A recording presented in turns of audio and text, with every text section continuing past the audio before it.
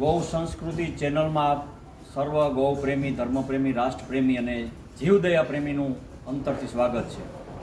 આપણો એક નમ્ર પ્રયાસ છે ભાવિ પેઢીની અંદરમાં ગૌ સંસ્કાર પ્રદાન થાય, ગૌ સંસ્કૃતિની જાગૃતિ રહે, જેથી કરીને ભવિષ્યમાં ગાય અને માનવજાત તંદુરસ્ત બને.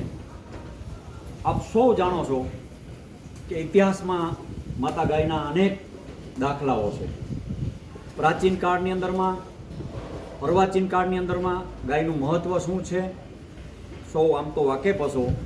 આયુર્વેદની દૃષ્ટિએ, આજીવિકાની દૃષ્ટિએ, ધર્મની દૃષ્ટિએ, તમામ ક્ષેત્રે. એમાંની એક વાતથી હું તમને વાકેફ કરવા ઈચ્છું છું કે ગાય પૂરા ત્રિલોકમાં ગાયથી કોઈ અધિક ચીજ નથી મારી દૃષ્ટિએ. કારણ કે પરમ પિતા બ્રહ્માજી એમને એક સુંદર, સુશીલ અને સંસ્કારી અહલ્યા નામની એક દીકરી હતી. અહલ્યાને પામવા માટે રાજા, મહારાજા, મહાયોદ્ધાઓ, પરમવીર વ્યક્તિઓને પામવા માટે પ્રયત્નશીલ હતા.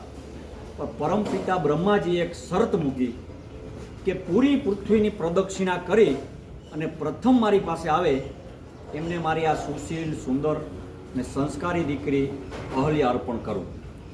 તમામ સમ્રાટો, રાજાઓ, વીરો, મહાવીરો પોતપોતાની તાકાત પ્રમાણે પૂરી પૃથ્વીની પ્રદક્ષિણા કરવા માટે પ્રયત્નશીલ છે.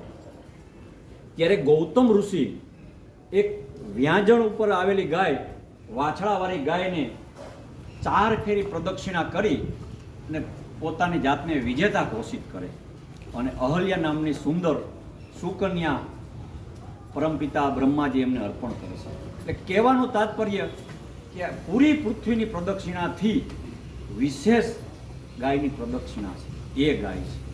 એથી વિશેષ એક વાત કહું, આપ સૌ જાણતા હશો રામાયણથી, પણ મારું અંગત માનવું છે કે પૂરી રામાયણની રચિતા જો કોઈ હોય તો કેવળ ને કેવળ એ માતા ગાય છે મિત્રો. કારણ કે રઘુકુળની અંદર, રામકુળની અંદરમાં પૂર્વે દિલીપ નામના રાજા થઈ ગયા. દિલીપ મહાન રાજા હતા, સમ્રાટ હતા, અમાપ સંપત્તિના સ્વામી હતા. પણ ખોરડે મોટી ખોટ, એમ સંપત્તિ હતી પણ સંતતિ ન હતી. બાળકનો અભાવને કારણે અનેક ઔષધિ, અનેક આયુર્વેદ પદ્ધતિથી ઉપચારો કરેલા, પણ ક્યાંય ઉપચાર મળતો નહોતો. ત્યારે એક આર્યદ્રષ્ટા ઋષિનો એમને ભેટો થાય છે અને ઋષિના કહેવાથી એ નંદની નામની ગાય પાળે છે. એ નંદની નામની ગાયની પોતે જાતે સેવા કરે છે, એમનું ગોબર ઉઠાવે છે, એમના ગૌમૂત્ર ઉઠાવે છે, એમને નિરણ પાણીની વ્યવસ્થા એને માતા ગાયના સાનિધ્યમાં રાજા દિલીપ સમ્રાટ રાજા હોવા છતાં પણ ગાયના સાનિધ્યમાં રહે છે. ગાયના પંચગવ્ય આરોગવાથી, ઘી, દૂધ, માખણ, છાશ, દહીં આરોગવાથી ધીરે ધીરે ધીરે જે એના શરીરની અંદરમાં ઉણપતિ એ બધી છતી નાબૂદ થાય અને આગામી સમયમાં માતા ગાયના પ્રતાપે ધીરે ધીરે એમની રાણી ગર્ભવતી બને છે. સમય જતાં એમને ત્યાં એક ભગીરથ નામનો ઓજસ્વી, તેજસ્વી અને પ્રકાશિત પુત્ર પ્રાપ્ત થાય કે જેણે ગંગાજીને આકાશમાંથી પાતાળ લોકમાં લેવાય. આવી ક્ષમતાવાળો માતા ગાયના પ્રતાપથી એ પુત્ર પ્રાપ્ત થાય અને એ ભગીરથ પછી એના પછીના એ ભગીરથના સૌદાસ, સૌદાસના ખટવાંગ, ખટવાંગના રઘુ, રઘુના પૃથુસવા, પૃથુસવાના અજ, અજના દશરથ અને દશરથના રામ. આપ સૌ વાકેફ હશો. પૂરી રામાયણની રચિતા માતા ગાય છે.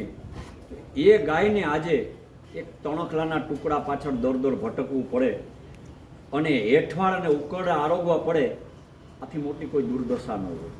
એટલે ભાવિ પેઢીને જાગૃત કરવા માટે, ગાયને સ્વાવલંબી બનાવવા માટે અને પ્રજાને આયુષ્યમાન અને આરોગ્યમાન બનાવવા માટેના અમારી આ ગૌ સંસ્કાર નામની ચેનલ વધુને વધુ શેર કરજો. વધુને વધુ નવા ટોપિક સાથે આપ મળીશું.